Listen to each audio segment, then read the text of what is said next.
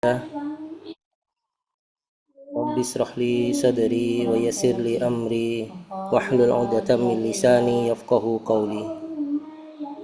Amma ba'du, alhamdulillah, segala puji bagi Allah yang telah melimpahkan rahmat pada kita semua, sehingga pada malam hari ini Allah beri kekuatan untuk bisa hadir dalam majelis ilmu ini. Semoga kebaikan di malam hari ini Allah ridhoi dan menjadi pemberat di yaumul hisab.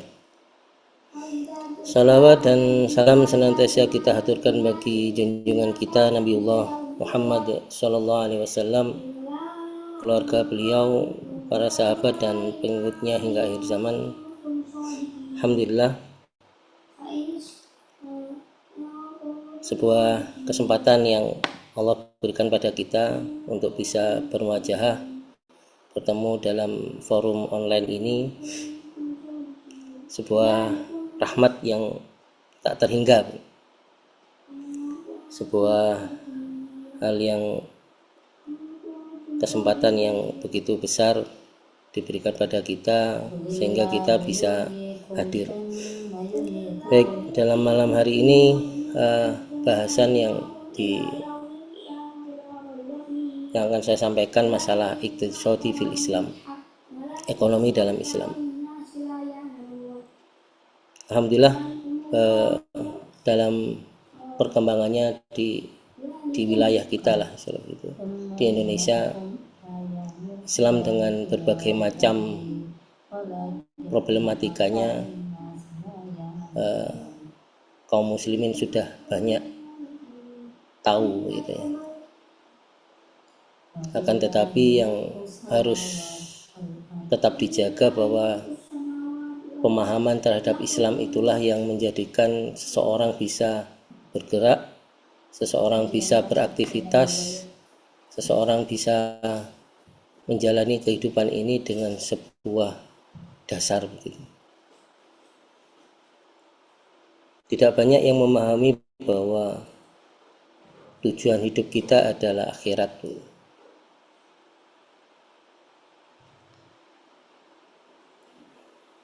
Banyak yang memahami bahwa Islam ini hanyalah sebuah agama yang berkenaan dengan ruhiyah, berkenaan dengan spiritual. Dan tidak banyak yang menyaksikan bahwa Islam ini tidak bisa menyelesaikan persoalan yang dialami manusia saat ini. Saat ini kondisinya ada perang Iran melawan Amerika dan Israel, dan itu berdampak banyak, terutama di Indonesia, salah satunya masalah suplai bahan bakar. Namun di sisi dunia yang lain tidak juga lepas juga ada masalah yang lebih rumit lagi. Saudara-saudara di Sudan, saudara di Gaza, Palestina, kesemuanya mengalami banyak masalah. Nyawanya terancam, kebutuhan pangannya boleh dibilang buruk sekali, hampir dibilang tidak ada begitu.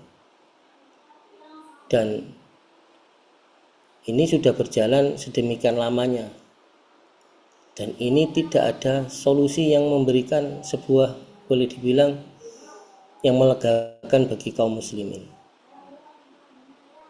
Jadi pandangan orang Islam terhadap dinnya sendiri saat ini masih berkutat pada bahwa Islam itu hanya hubungan kita dengan Allah Subhanahu wa taala dan hubungan kita dengan diri kita sendiri.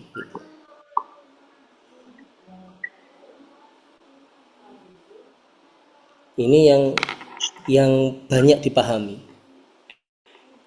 Namun kalau kita melihat bagaimana Rasulullah mengajarkan, kemudian bagaimana para sahabat meneruskan perjuangan Rasulullah, kemudian para tabi'in, hingga di zaman-zaman kerajaan Islam, kekhilafahan Islam sampai berakhir di tahun 1924,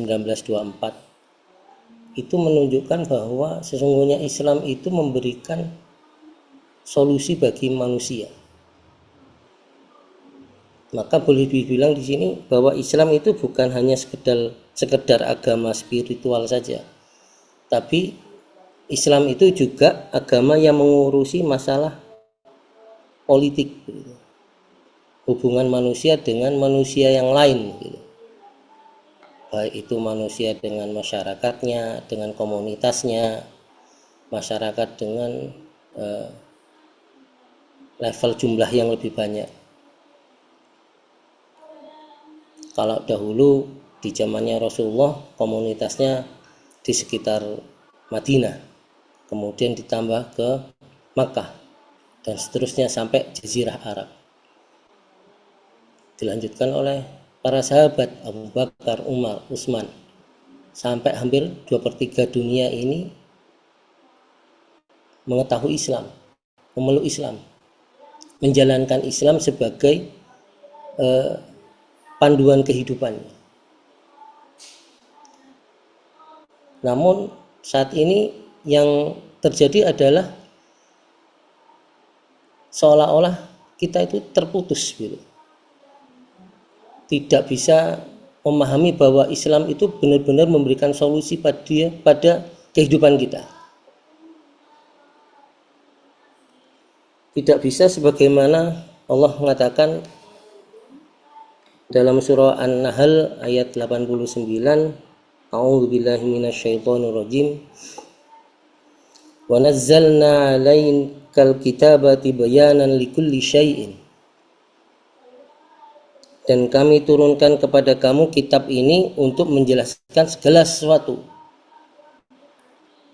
Seolah-olah kita hanya terkungkung bahwa yang dijelaskan ini hanya untuk kita mendekatkan diri sama Allah. Kita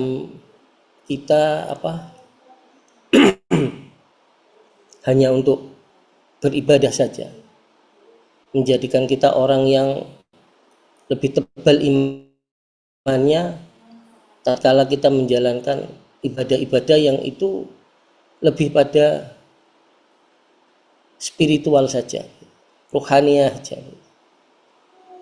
Tanpa di situ kita bisa menerima masukan bahwa Islam itu bisa menyelesaikan segala persoalan manusia di bumi ini.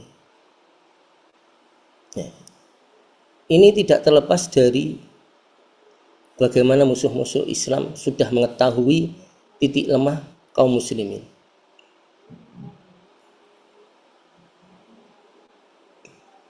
Orang-orang kafir sebagaimana di surah Al-Kafirun, Qul ya ayyuhal kafirun la a'budu ma ta'budun wala antum 'abiduna ma a'bud wala ana 'abidum ma 'abadtum wala antum 'abiduna ma a'bud lakum dinukum waliyadin.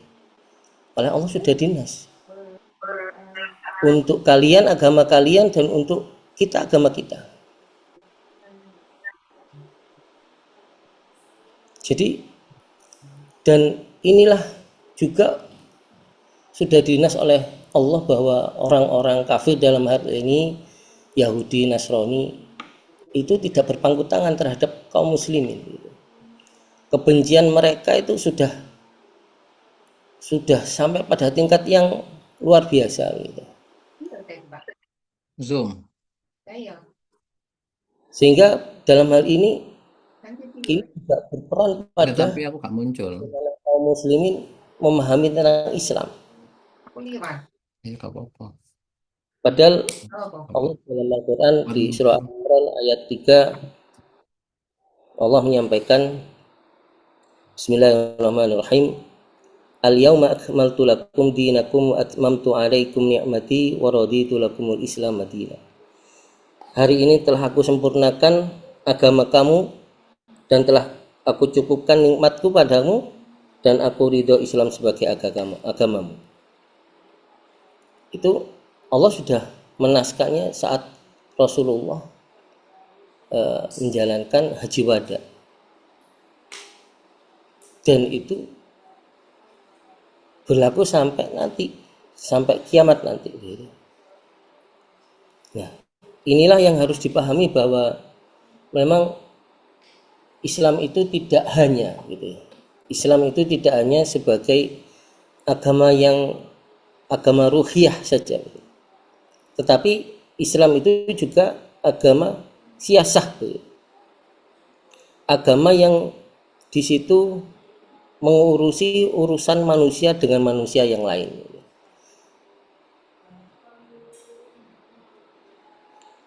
Kalau ditanya buktinya, ya buktinya sampai tahun 1924 itu hampir seluruh kehidupan manusia itu berada dalam tatanan akidah Islam.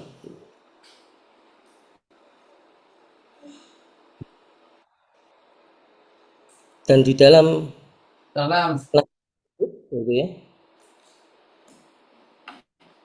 Allah menyatakan bahwa Islam itu sudah sempurna, gitu. Maka sempurnanya Islam itu keseluruhannya, mencakup apa saja, begitu, mencakup keseluruhan.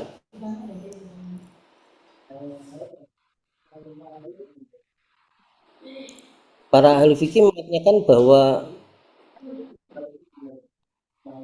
penjelasan tentang ayat ini itu berkenaan bahwa menjelaskan bahwa segala sesuatu itu sudah dijelaskan oleh Rasulullah kepada para sahabat. Para sahabat menjalankannya sebagaimana Rasulullah menjelaskan pada mereka. Dan ini diteruskan sampai kekhilafan yang terakhir. Nah, inilah yang perlu dipahami bahwa memang Islam itu tidak hanya sekedar agama ruhiyah, tapi juga dia sebagai agama yang siasah. Dan tentu saja yang itulah menjadi panduan kita.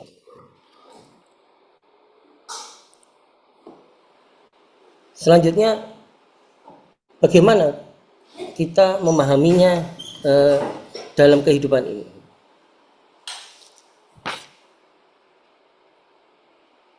Akidah kita, la ilaha illallah Muhammadur Rasulullah, yang itu kita pahami bahwa dia tidak hanya membahas masalah ruhiyah saja, maka masalah antar manusia dengan manusia yang lain juga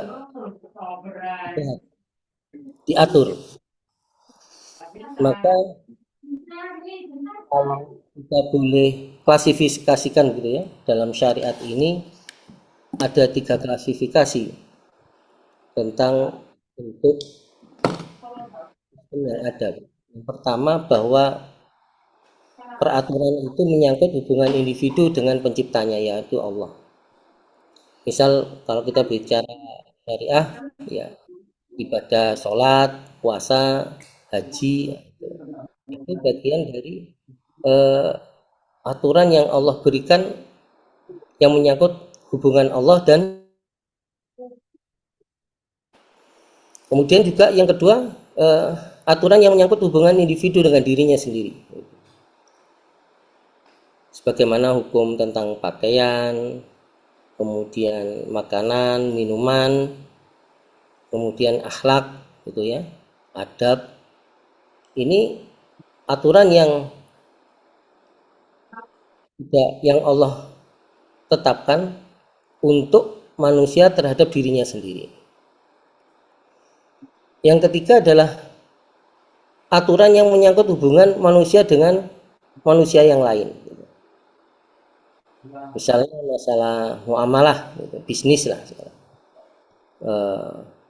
Kemudian masalah pendidikan, ekonomi, sosial, politik, gitu, hukum. Nah, ini. Jadi kalau kita bisa klasifikasikan dari syariat Islam yang sudah kita jalani, itu tiga macam ini. Dan perlu dipahami bahwa ketiga-tiganya ini bukan hal yang bisa boleh dibilang, oh ini levelnya penting, ini kurang penting, gitu. Karena di sini Allah juga bersabda di surah Al-Baqarah ayat 85,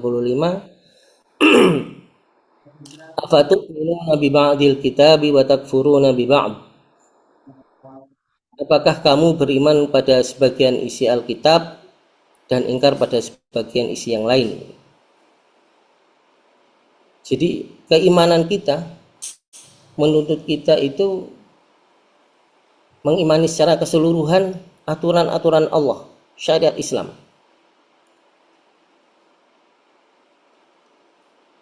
Baik yang kita sebut tadi sebagai akidah ruhiyah dan sebagai akidah sia-sia.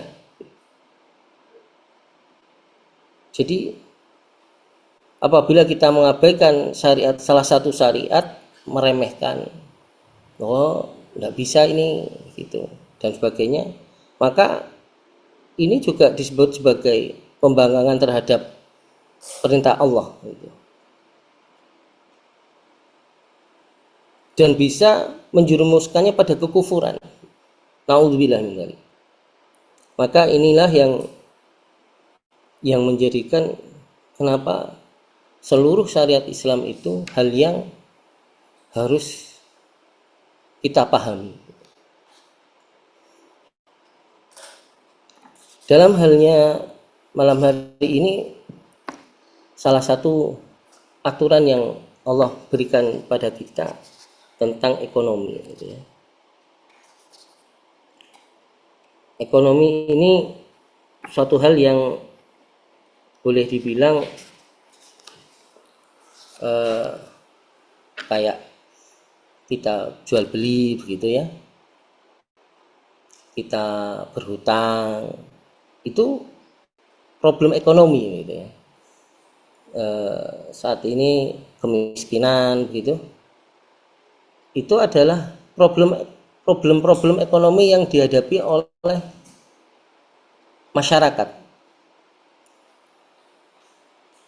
Kalau dulu di saat kita belajar mungkin di SD atau SMP begitu, dikenalkan ada barter, kemudian ada apa lagi begitu, salah satu transaksi begitu ya, itu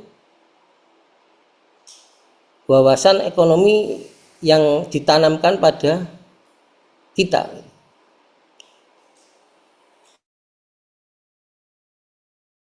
Keseharian kita disuruh orang tua kita beli tahu, beli tempe dan seterusnya, beli sayur, beli gula, beli telur. Secara tidak kita sadari bahwa itu kita sudah melakukan aktivitas ekonomi. Nah, inilah yang kurang di sisi kaum muslimin saat ini, yang hilang gitu, boleh dibilang hilang. Kalau tidak boleh dianggap sebagai suatu kekurangan. Hal yang hilang bahwa kita itu tidak pernah diajari tentang bagaimana ekonomi di dalam Islam. Padahal hal ini adalah hal yang fundamental, salah satu yang fundamental, karena berkenaan dengan halal dan haram terhadap harta yang kita makan.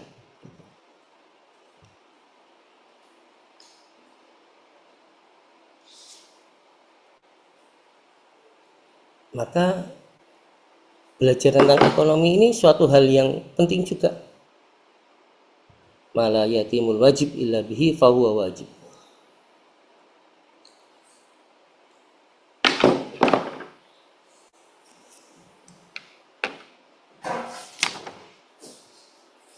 Ekonomi dalam Islam gitu ya, apakah sama dengan ekonomi di saat ini yang kita kita jalani gitu ya. Saat ini kalau mau pinjam uang itu di sini ada macam-macam. Kalau kita saat ini sudah, kalau kita buka Facebook, kita buka YouTube, pasti di situ banyak iklan gitu. Banyak misal kalau yang pernah kita lihat di YouTube misal Easy Cash begitu. Kemudian ada juga tentang iklan tentang saham syariah begitu. Kemudian juga macam-macam. aktivitas di situ yang berkenaan dengan entah itu pinjam meminjam, jual beli, ada Shopee, ada TikTok, ada Tokopedia gitu. Itu hal yang saat ini ada gitu, menjadi sebuah realitas bagi kita yang tidak bisa kita pungkiri gitu. Maka hal-hal yang demikian ini tentu saja kalau boleh dibilang membutuhkan sebuah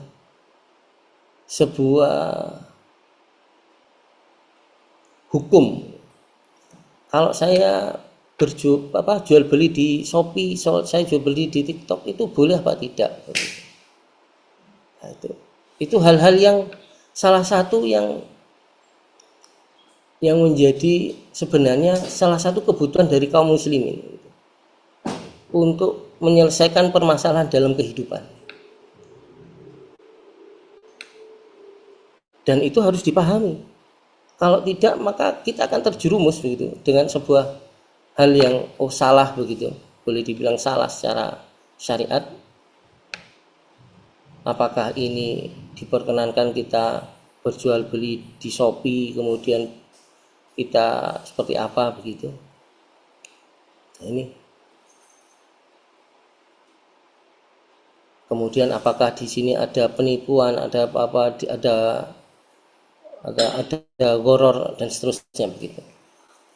Hal ini yang harus dipahami oleh kaum muslimin.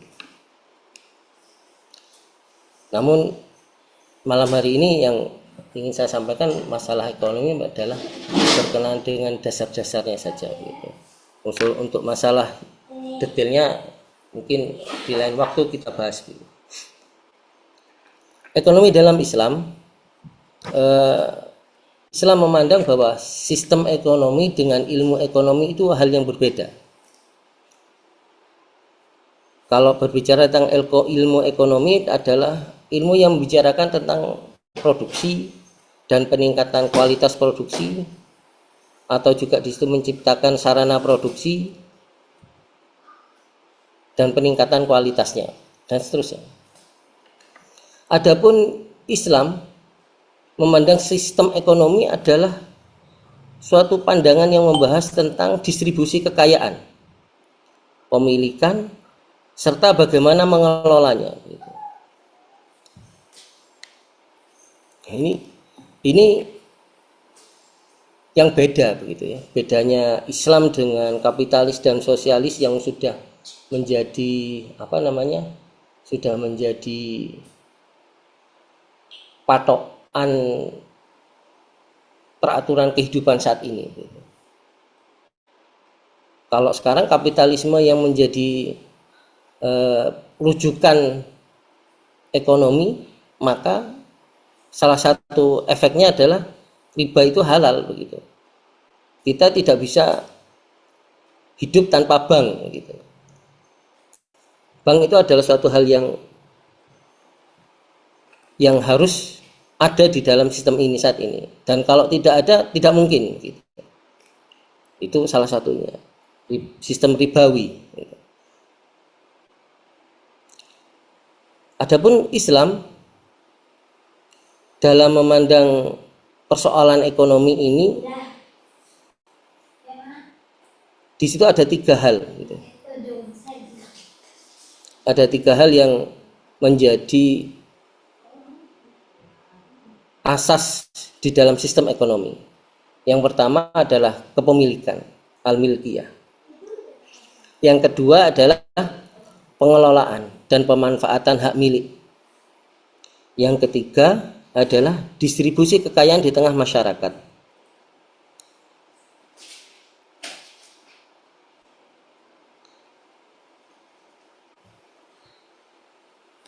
Dalam halnya yang pertama, asas yang pertama tentang pemilikan,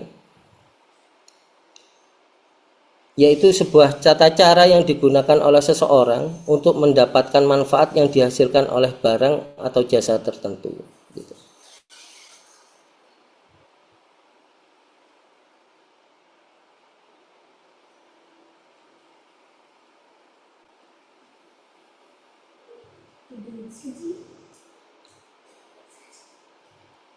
Dan untuk mendapatkan manfaat ini tentu saja di situ ada sebuah tata caranya gitu ya. Dan tata cara inilah yang dibuat oleh Asy-Syari', sang pencipta, Allah Subhanahu wa taala. Dalam Islam ada 3 begitu ya. Ada 3 pemilikan. Yang pertama adalah pemilikan individu, kemudian pemilikan umum, dan pemilikan negara. 3 hal ini menjadi panduan kita gitu. Yang pertama pemilikan individu. Izin yang diberikan oleh Asy-Syari' untuk memanfaatkan benda baik yang berkaitan dengan barang bergerak, sepeda motor dan uang, maupun yang tidak bergerak seperti tanah, rumah dan sebagainya. Jadi pemilikan itu izin dari syari' terhadap kita. Kemudian ada pemilikan umum, yaitu izin Asy-Syari' untuk jamaah memanfaatkan benda seperti api, air dan padang, dan itu untuk kebutuhan orang gitu.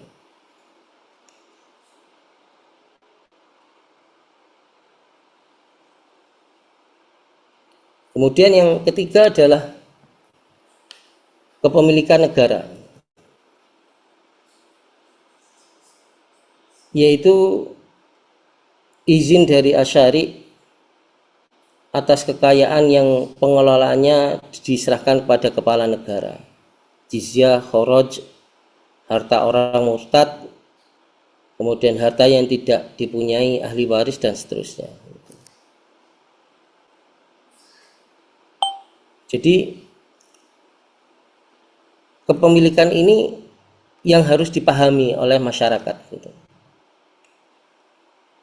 Bahwa ada 3 macam kepemilikan, yaitu individu, kepemilikan umum, dan kepemilikan negara.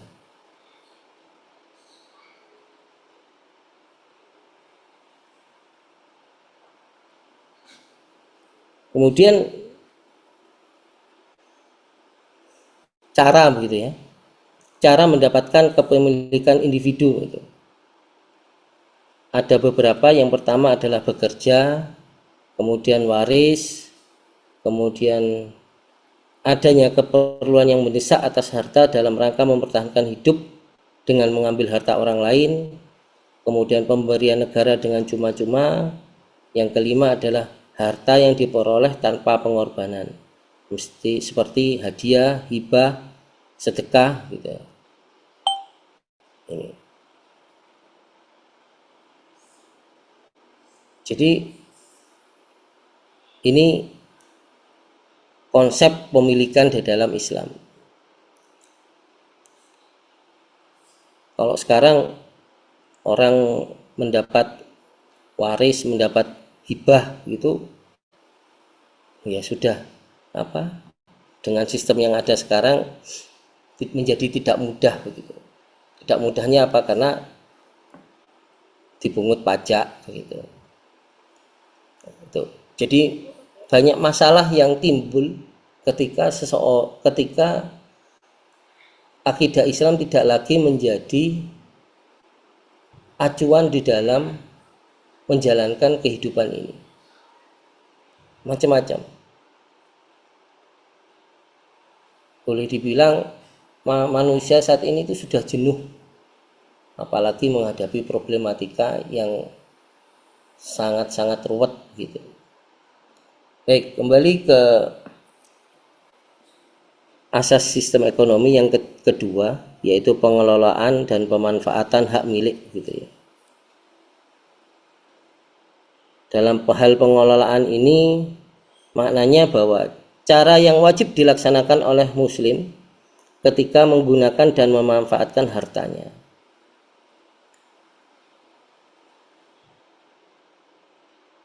Dalam hal ini berkenaan dengan cara pengembangan harta dan pembelanjaan hak milik gitu.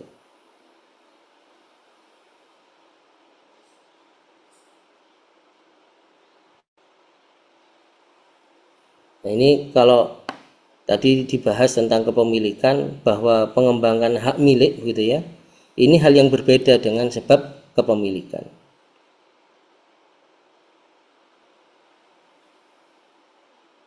Kalau tadi kepemilikan adalah usaha orang yang sebelumnya belum mempunyai kekayaan gitu ya. Oh, kalau tadi kan cara mendapatkan pemilikan dengan waris, dengan hadiah, itu kan cara kita mendapat kepemilikan harta. Kalau di sini pengembangannya adalah bahwa kaitannya usaha orang untuk mengembangkan yang dia miliki gitu.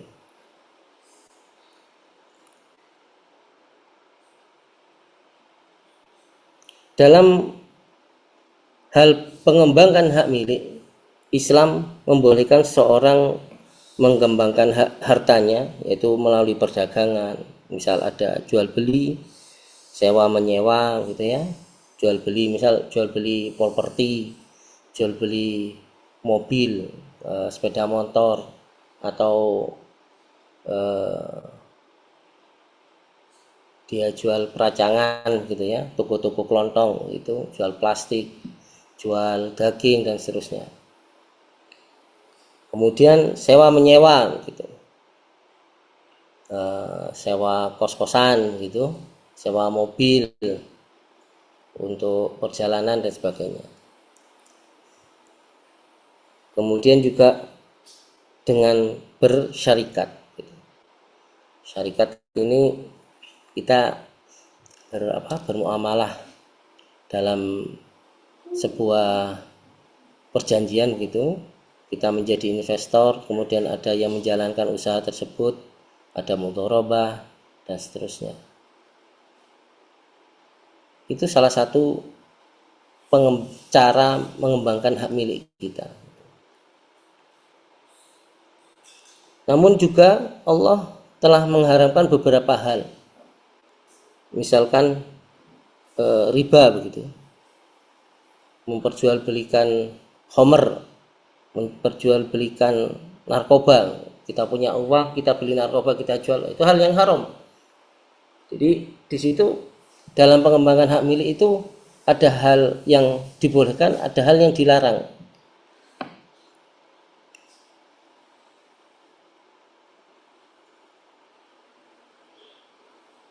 Kemudian misal menimbun, nah, menimbun saat ini mungkin harga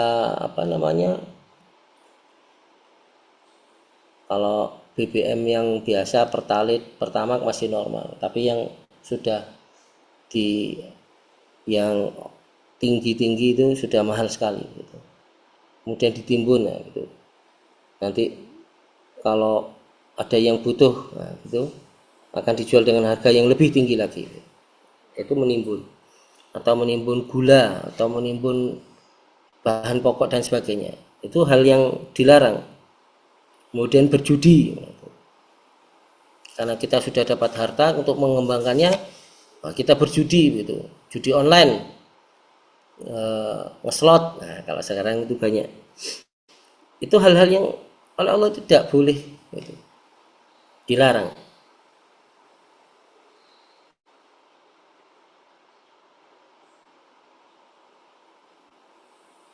Jadi kemudian selain pengelolaan pemilikan ini juga ada pembelanjaan gitu. Islam telah menetapkan bahwa setiap muslim hanya dimubahkan untuk membelanjakan hartanya di jalan yang dihalalkan oleh Allah.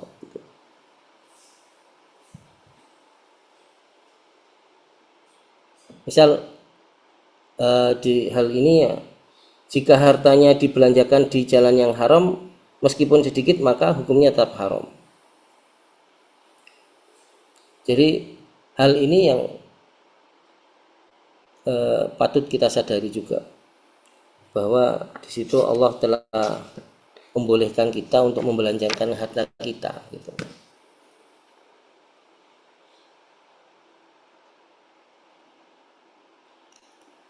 Hal yang dibolehkan, misal contohnya, misal kita membeli untuk kebutuhan pokok kita gitu. kita membelanjakan untuk bayar SPP sekolah anak kita gitu, kemudian bayari tetangganya gitu, zakat, infak, sodako, kemudian sedekah untuk wakaf begitu dan seterusnya. Jadi ketika membelanjakan harta itu Islam juga mengatur sehingga muslim itu tidak sampai menjalankan hal yang oleh Allah dilarang. Kayak tadi misal kita membelanjakan harta kita, uang kita untuk beli minuman keras begitu, beli apa istilahnya arak atau apa Shopee dan seterusnya, macam-macam namanya minuman keras gitu. Nah, itu hal yang harus kita jaga betul dalam keluarga kita.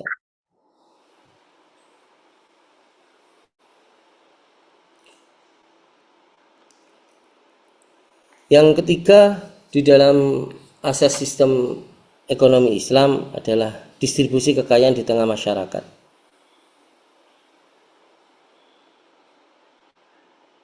Dalam hal ini Islam telah mensyariatkan hukum-hukum yang mampu menjamin distribusi kekayaan di tengah masyarakat secara adil. Yang pertama mewajibkan zakat, zakat fitrah, zakat mal, kemudian memberikan hak pada seluruh anggota masyarakat untuk memanfaatkan kepemilikan umum. Kemudian yang ketiga, pemberian negara secara cuma-cuma kepada anggota masyarakat yang memerlukan yang diambil dari harta negara. Yang keempat, pembagian harta waris kepada ahli waris. Kalau nomor 2 ini fakta yang sekarang hal yang mustahil. Yang ada adalah bantuan tunai langsung itu. Yang itu hanya untuk masyarakat miskin. Yang itu diberikan juga tidak mencukupi untuk kebutuhan sehari-harinya sebenarnya. Nomor 3 ini pernah dijalankan di zamannya Umar bin Khattab. Umar bin Khattab menghitung seluruh warga begitu ya, warga negara begitu, penduduk waktu itu, diklasifikasikan mulai dari ahlu badar dan seterusnya gitu. Yang tentu saja sampai anak bayi pun menerima pemberian cuma-cuma dari negara. Itu, dan itu nilainya juga tidak kecil, beratus ribu dinar begitu. Karena hitungannya 1 tahun. Kalau sekarang negara buru-buru memberikan cuma-cuma pada anggota masyarakat ya, bahkan menarik pajak begitu pada seluruh masyarakat. Kalau bisa seluruh aktivitas itu dipajaki begitu. Itu yang terjadi saat ini, terutama di negeri kita. Kemudian dalam hal distribusi kekayaan ini, Islam mengharamkan yang pertama adalah menimbun emas dan perak atau mata uang, menimbun barang, kemudian bersifat bakhil dan kikir. Itu. Nah, kalau dibilang ini terus sistem seperti ini kapan dijalankan gitu? Ada beberapa hal yang mungkin kita patut sadari bahwa ini bisa beberapa poin bisa dijalankan oleh individu terhadap diri sendiri, kemudian di lingkup komunitasnya begitu, masyarakat kanan kirinya. Bahkan saat ini pun kita bisa menjalankan ekonomi Islam, muamalah dalam Islam, jual beli, sewa menyewa, kemudian kita juga bisa berinfak, sedekah, itu tetap bisa jalan. Tetapi ada beberapa hal yang itu tidak bisa kita jalankan sebagaimana ini tadi, bagaimana memanfaatkan kepemilikan umum gitu ya, bahwa manusia itu bersirkah atas api, air, dan padang gitu. Misal bahan tambang sedemikian besar itu yang harusnya dikelola oleh negara menjadi dikelola oleh hanya PT-PT yang mereka saja memperoleh manfaatnya begitu. Sedangkan kita masyarakat tidak memperoleh manfaat dari kepemilikan umum. Jadi inilah yang perlu kita pahami saat ini, bahwa memang sistem ekonomi Islam ada sebagian yang bisa kita jalankan, namun sebagian besarnya yang itu kemanfaatannya bisa kita rasakan tidak bisa kita peroleh.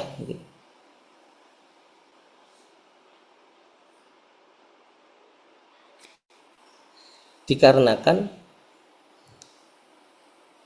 yang mengaplikasikannya tidak ada, yaitu negara. Negara yang menjadi sebuah institusi utama dalam menjalankan sistem ekonomi ini. Itulah yang patut kita sadari dan patut kita perjuangkan saat ini, tatkala salah satunya sistem ekonomi Islam ini tidak bisa kita tidak bisa kita jalankan secara penuh. Oleh karena itu menjadi sebuah PR, sebuah tugas bagi kita semua untuk melakukan dakwah gitu ya, untuk melakukan perbaikan individu, masyarakat di sekitar kita, sehingga apa yang menjadikan hal yang menggundahkan ini ya, meresahkan ini bisa segera Allah berikan pertolongan. Insya Allah itu berkenaan dengan sistem ekonomi Islam yang bisa saya sampaikan di malam hari ini. Insya Allah nggak ada tanya jawab ya. Jadi jadi itu ikhwan rahimakumullah, semoga yang bisa sampaikan sedikit yang saya sampaikan malam hari ini Allah berikan kita kekuatan untuk memahaminya, mengaplikasikannya, mendakwahkannya gitu. Sebuah hal yang menjadi solusi bagi masyarakat sebenarnya, karena ini bukan hal yang pernah terjadi ya. Bukan hal yang hanya cerita dongeng, tapi sesungguhnya hal yang sudah pernah